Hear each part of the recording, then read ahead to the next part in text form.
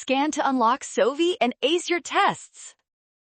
Comparative advantage problems are fast with the right trick. Let's find the mutually beneficial terms of trade for Stefan and Donna now. Watch this.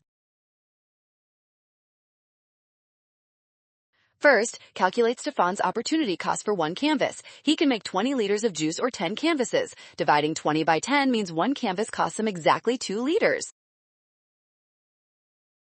Next, look at Donna's production. She makes 60 liters of juice or 60 canvases. Since the ratio is 1 to 1, her opportunity cost for one canvas is 1 liter of juice. For trade to work, the price must fall between their costs. Since 1.5 liters is between 1 and 2, option D is our winner.